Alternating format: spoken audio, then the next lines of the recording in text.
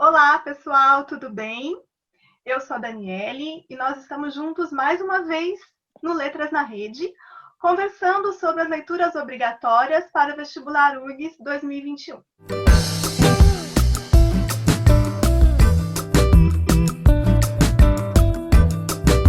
Hoje nós estamos recebendo a professora Jane Tutiquian, do Instituto de Letras da URGS, para falar um pouquinho sobre a Florbela Espanca, uma poeta que teve poemas selecionados para compor a lista do vestibular URGS. Professora Jane, é uma grande satisfação contar com a sua presença aqui. Muito obrigada por aceitar o nosso convite. E, para a gente começar, eu gostaria que você nos apresentasse a Florbela, né? Quem foi a Florbela e também o que a sua obra representa na literatura em língua portuguesa. Bom, então quer dizer que o prazer é todo meu, Daniela. Agradeço imenso pelo convite, sobretudo por poder falar sobre uma poetisa que é uma grande paixão. Quem foi Florbela Espanca? Eu te diria assim, Florbela Espanca foi uma das mais geniais poetisas da literatura portuguesa e da língua portuguesa. E foi uma pessoa, ao mesmo tempo, extremamente controversa e eu até diria muito à frente do seu tempo. Vou exemplificar. Primeiro, era uma mulher que se atreveu a escrever poesia quando os homens dominavam o círculo literário, né? Mas uma mulher que se atreveu a escrever poesia e poesia erótica, o que era, para o seu tempo, um grande escândalo. Terceiro, ela assinava as próprias poesias, né? Quando as mulheres não conseguiam entrar neste mundo, que era um mundo masculino, e não raras vezes, para conseguir fazer isso, usavam pseudônimo. Por exemplo, a Irene Lisboa assinou a sua literatura, os seus textos, com João Falco. E a Florbela assinava. Florbela fez universidade, curso que mulheres não frequentavam. Como se não bastasse, fumava em público. Imagina o escândalo do começo do século passado. Ainda teve 3 casamentos e teve 2 divórcios, quer dizer, foi também um escândalo para ela. Então eu diria assim, que em todos os sentidos a Florbela foi uma mulher muito à frente do seu tempo, né? Agora, ao lado disso, ela que foi à frente do seu tempo e que foi também um escândalo para o seu próprio tempo, né? Essa sociedade portuguesa, machista e patriarcal, ela teve uma vida totalmente tumultuada, uma vida sofrida, né? Ela nasceu no dia 8 de dezembro de 1894, numa vila pequena, que é para piorar as coisas, né? Numa pequena vila chamada Vila Viçosa. Não houve comemoração nenhuma no nascimento daquele bebê, simplesmente porque aquele bebê não era um bebê desejado. Florbela era fruto de uma aventura do senhor Espanca, do João Maria, com a empregada da família, né? Então, assim, foi um silêncio total no nascimento da Florbela e já na certidão aparecia lá, filha de pai e avós incógnitos, né? Bom, eu tenho que dizer que o João Maria adorou a experiência e 3 anos depois veio outro filho, que foi o Apéles. Mas essa relação da Florbela com o pai é uma relação muito forte, né? Tanto que, assim, só 19 anos depois da morte da Florbela é que o senhor Espanca reconheceu a paternidade. Bom, mas acontece que então, nós temos 2 crianças com 3 anos de diferença e morre a Antônia, a mãe das duas crianças. Então, a família Espanca, o casal Espanca, não vê outra possibilidade senão levar as crianças para sua casa. E nessa situação, a Flor Bela desenvolve um amor muito especial pelo Apelles e facilmente compreensível, embora assim, tu tenhas as mais diversas interpretações desse amor. Mas é totalmente compreensível, é um amor especial e é um amor protetor, tá? E também, de uma certa forma, ela se sentia amparada pelo casal Espanca. E aí é interessante observar que o primeiro poema da Flor Bela, ela escreve quando tinha apenas 7 anos. Precoce, mas assim, isso não é incomum na vida dos grandes poetas, o fato de começarem muito cedo. O que efetivamente é incomum é que o título deste poema é A Vida e a Morte. Imagina, Daniele, uma criança de 7 anos escrevendo um poema com esse título. Então ele já traz uma certa melancolia que vai acompanhar a vida da Flor Bela para sempre, né? E que vai, evidentemente, ter as suas consequências no próprio texto poético. Uma outra coisa que eu acho muito interessante é que a Flor Bela, a partir daí, começou a escrever nos seus cadernos escolares e ela deixou a obra organizada nesses cadernos. Eu acho isso muito interessante porque ela é contemporânea do Pessoa, né? Pessoa deixou uma arca e deixou muita coisa organizada, embora tenha mais de 37 mil documentos, textos que não são assinados, textos soltos, né? Mas ele deixou, por exemplo, a obra do Alberto Caeiro dentro de um envelope, tá? E a Flor Bela, que é contemporânea do Fernando Pessoa, ela deixou tudo organizado nos seus cadernos. Por exemplo, em 1916, ela organiza toda a produção de 1915 e ali tem um projeto poético. E esse projeto se chama Trocando Olhares, que são 88 poemas e mais 3 contos. E aí já tem também, eu vou chamar de rabiscos, daquilo que viria a ser o Livro de Mágoas, o seu primeiro livro publicado, e um outro livro que é extremamente importante, que é Soro Saudade.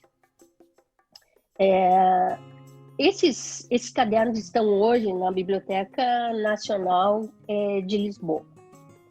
Pois bem, ela continua escrevendo e sempre de uma forma organizada, organizando a sua obra, como se soubesse que não iria muito longe, e muito por conta da própria melancolia. Ela vai sozinha, adolescente, ela sai sozinha da Vila Viçosa e vai para Évora fazer o liceu. Naquela época as meninas não faziam isso, né? Só muito depois é que a família Espanca vai para Évora.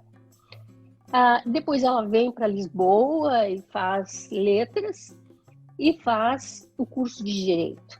Então ela a gente pode dizer com maior tranquilidade que é a primeira mulher a cursar Direito na Universidade de Lisboa. Esse é um momento importante porque também é um momento em que ela começa, como todo o poeta português da época, ela começa a mostrar aquilo que ela escreve nas revistas, nos jornais, né? Até que, em 19, ela publica o primeiro livro, e esse primeiro livro se chama Livro de Mágoas. Então, vê assim, ela entra na universidade, ela já tinha mostrado a sua obra nas revistas, nos jornais, e continuava fazendo. Ela publica o primeiro livro, ela casa pela primeira vez com o Moutinho, que era seu colega de universidade. Ela tinha tudo para estar feliz. E aí acontece um aborto. E desse aborto, quando ela perde o neném, ela não consegue, ela não tem como se recuperar disso. Tá? E aí começam, então, a depressão, começam os tormentos, e ela começa a alternar momentos de extrema euforia, né, de extrema alegria, e momentos de extrema disforia, de extrema tristeza.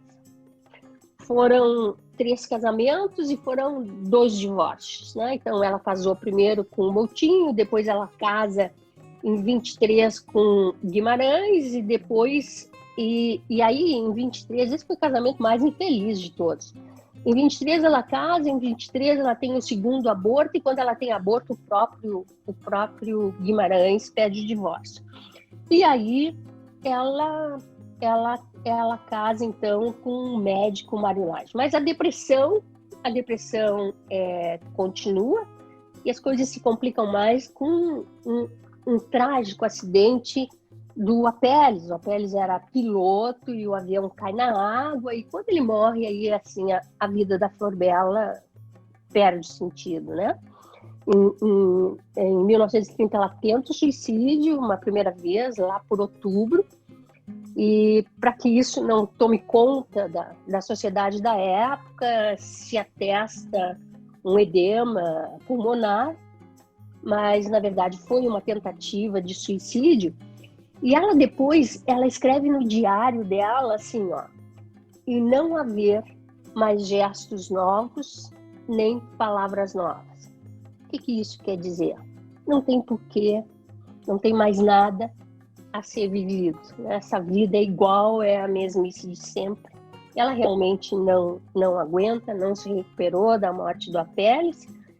E em 8 de janeiro, vê que a biografia dela é um círculo, né? Ela começa em 8 de janeiro de um ano e vai a 8 de janeiro de 30, dia do seu aniversário, e aí a Flor Bela morre. Então, Flor Bela, na verdade, foi absolutamente genial como poetisa. Foi uma mulher absolutamente genial na medida em que esteve à frente do seu tempo e termina passando isso para gerações que a seguem, né? Mas teve uma vida muito atormentada. É interessante porque quando a gente pensa, né, na obra de uma autora que viveu em Portugal, no início do século XIX, parece que a gente está muito distante, né, no tempo e no espaço. Só que quando início do século XX. Século XX, isso. Só que quando a gente lê a poesia dela, ela nos toca, né?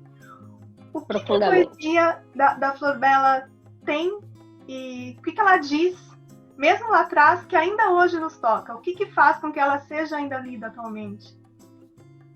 Eu acho que a gente tem que pensar assim, ó. Em primeiro lugar, a gente tem que pensar no contexto literário da Flor Bela, tá? Ela produz no período de revistas que é um período muito fértil para a literatura portuguesa. Ela produz no domínio absoluto do grupo orfista, ou seja, da revista Orfeu, liderada pelo Fernando Pessoa, e é uma revista que dá origem ao movimento orfista, mas é interessante observar que ela é absolutamente masculina. Tem, em algum momento, o aparecimento de uma Maria José, mas a Maria José é uma personalidade literária criada pelo próprio Fernando Pessoa, né? E é um momento, então, com essa geração orfista de grande experimentação e de grande renovação poética. A Maria Lúcia da Alfarra diz que a Flor Bela Espanca chegou a escrever para o Fernando Pessoa, sobretudo quando ele publicou, quando ela conheceu o poema Aniversário, que ele jamais teria respondido. Mas então, voltando. Então ela está num momento que é um momento de experimentação e de renovação do código poético. Publica o livro de Mágoas, né?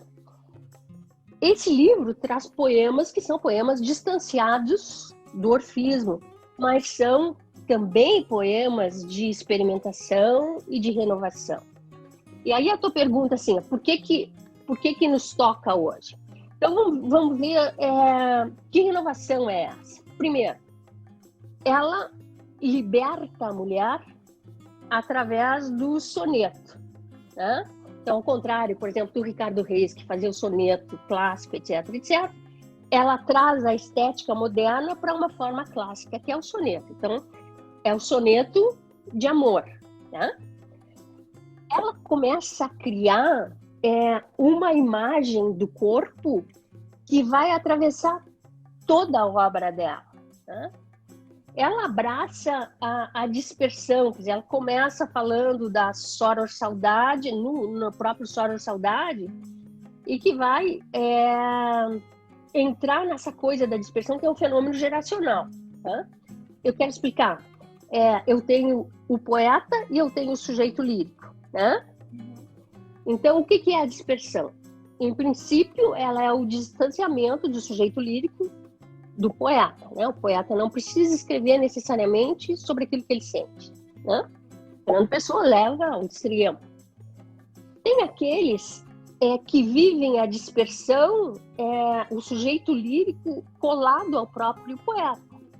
Um exemplo, Mário de Sá Carneiro, né? Diz assim, por exemplo: perdi-me dentro de mim porque eu era labirinto. E hoje, quando me sinto, é com saudade de mim. É um tipo de dispersão. Flor Bela Espanca inventa, sobretudo em Soror Saudade, uma série de personagens. Ela é a Soror, ela é a artesã, ela é a princesa, ela é a pedra, ela é o sol, ela é a nuvem. Então, ela vive essa dispersão. Mais ainda, ela é romântica, ela é simbolista é toda a geração orfista, ela é modernista, do primeiro modernismo, que é o próprio orfismo, e ela tem ainda uns laivos, digamos assim, parnasianos. Então, ela está liberta de qualquer rótulo, ela é tudo e ela não é nada. Como é que a gente vai rotular Flor Bela Espanca? Né? Então, aliás, ela passa a ser considerada a quarta grande sonetista portuguesa, ao lado de Camões, Bocage e Antero, mas tem uma questão aí que é muito interessante, que é a ótica feminina. E num determinado momento, ela diz que ela é capaz de carregar o mal da vida dentro dos meus braços, dos meus divinos braços de mulher. A mulher está lá inteira, né? E aí ela faz uma poesia de tom confidencial, ela tem um certo autoenternecimento, ela gosta dela, e ela junta esse autoenternecimento com uma explosão absolutamente erótica, né? E isso a transforma numa personalidade lírica isolada na literatura portuguesa. Então, para fechar a tua pergunta, este tom de confidencialidade, este emotivo, digamos assim, erotismo feminino, que não tem nenhum precedente na literatura portuguesa e que era um grande tabu para a época, na verdade, abre as portas para todas aquelas que escreveram poesia que vieram depois dela, e mais ainda, abre as portas, de alguma maneira, para todas nós mulheres. E é daí que vem todo esse encanto. Sim, sem dúvida. Agora, professora Jane, como se deu a sua aproximação? A gente percebe a paixão com que você fala da Flor Bela, né? Como se deu a sua aproximação com a poesia dela, com a obra dela, não só com a poesia? E também, se você fosse apresentar a obra dela para os jovens de hoje, lembrando que o nosso canal foca um pouco nesses jovens vestibulando, o que você destacaria? Ok, da onde vem essa paixão pela Flor Bela? Eu trabalho há 30 anos, eu pesquiso a obra do Fernando Pessoa. Numa determinada etapa da pesquisa, nós começamos a estabelecer o diálogo dele com os artistas e escritores da época, portugueses e europeus. E aí eu descobri a Flor Bela. Foi uma paixão, assim, imediata. Eu organizei a obra completa da Flor Bela para para a LPM deve estar saindo agora. E quando organizei a obra completa da Flor Bela, essa paixão só se renovou. Agora eu vou falar com a gurizada, né? É isso. Gurizada, eu vou ser o mais objetiva possível. Né? A propósito de Flor Bela Espanca, assim, sobre características de Flor Bela Espanca, vamos colocar o seguinte: escreveu sonetos de amor, tá? É claro que ela tem contos, ela tem outras coisas, mas é aqui que a Flor Bela é grande. Bom, que características tem? Então, já disse que ela é renovadora, né, do Código Poético Português. E a gente tem que falar, a gente tem que pensar, lendo os poemas da Flor Bela Espanca, no Dom Juanismo feminino. Isso é essencial. Você sabe o que é Dom Juanismo? Dom Juanismo é uma necessidade compulsiva de sedução, né? Leva a um envolvimento sexual fácil, mas um fracasso total no envolvimento emocional. Então, Flor Bela, Dom Juanismo feminino. Segundo, erotismo. Não tem antecedentes na literatura portuguesa de um Dom Juanismo feminino e do erotismo, né? E nesse sentido, assim, o erotismo é um erotismo direto. Ela não deforma para levar a algum entendimento. E ainda a terceira característica, eu diria, ao lado. Não é a quarta. Dom Juanismo, erotismo, narcisismo e a ânsia do absoluto. Então, eu vou explicar para vocês o seguinte. A Flor Bela Espanca, eu disse para vocês assim, ela tinha um autoentenecimento, ela gostava dela, ela gostava do corpo dela, ela gostava, e ela fala os leves arabescos do meu corpo, ela fala da cor da pele, o âmbar da pele, ela fala dos olhos garços, sobretudo ela adora as mãos. Ela fala muito das mãos, como se as mãos da Flor Bela fossem um instrumento a mais da conquista do ser amado. Mas eu queria mostrar para vocês como é que se chega à ânsia do absoluto. Se chega da seguinte maneira: tem um ciclo, é um ciclo amoroso na poesia da Flor Bela. Então, o primeiro momento é um momento em que ela procura o amor, ela procura o amado e ela encontra o amado. Ela encontra o amado, mas vocês lembram que eu disse para vocês que há um encontro sexual, o Dom Juanismo é isso, mas não há uma satisfação emocional. Então, vou mostrar só um pedacinho de um poema para vocês terem uma ideia, né? Então, ela diz assim, ó: tem sido vida fora meu desejo, e agora que te falo e que te vejo, não sei se te encontrei ou te perdi. Então, olha aqui, eu tenho o encontro, mas eu também tenho o desencontro. Então, isso se faz de uma forma muito forte na poesia da Flor Bela, e aí aparece a transitoriedade amorosa, ou seja, o amor começa, ela encontra e termina, o amor começa e termina. E aí, ela chega num determinado momento, e aí o Dom Juanismo se joga inteiro, que ela diz assim, ela não vou amar mais, não quero mais amar, né?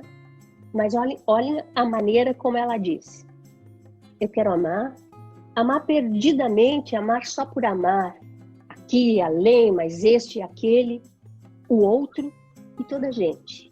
Amar e não amar ninguém.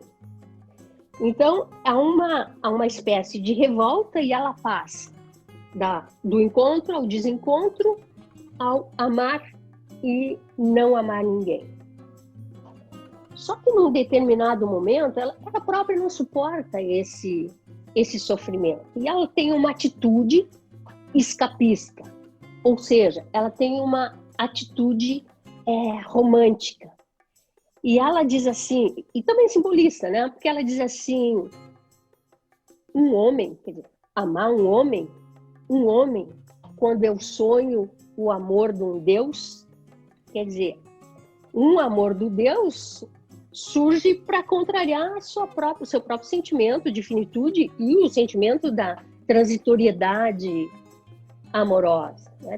Tem um momento que ela tem um poema que ela diz assim: quem sabe se este anseio de eternidade a tropeçar na sombra é a verdade, é já a mão de Deus que me acalenta?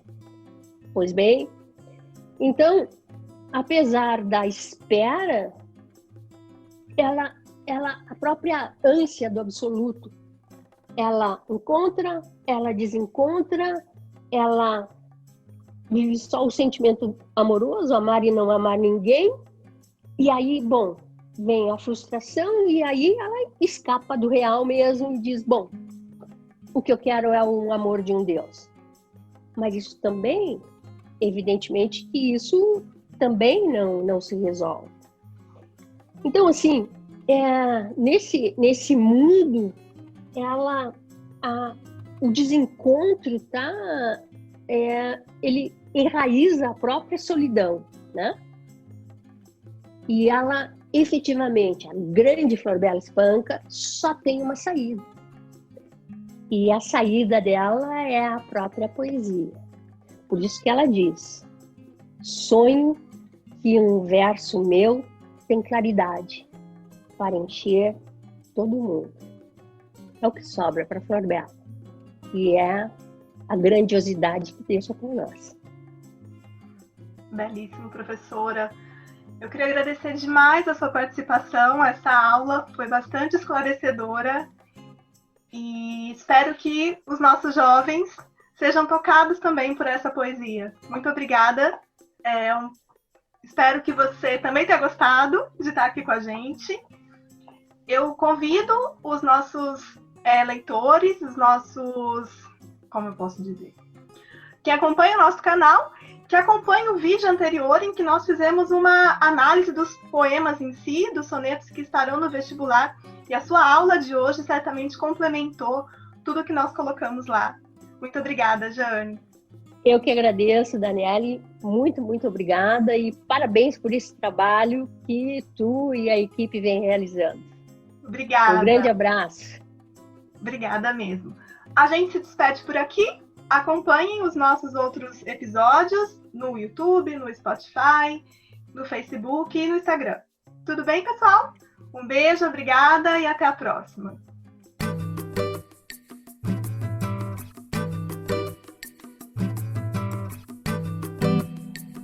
Ficou com alguma dúvida?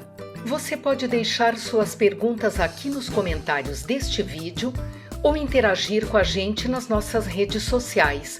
Todas as terças e sextas trazemos novos conteúdos sobre as leituras obrigatórias do vestibular da URGS 2021. Quer ficar por dentro de tudo? Aproveita e segue a gente. Você nos encontra em todas as mídias pelo @letrasnarede. Até mais!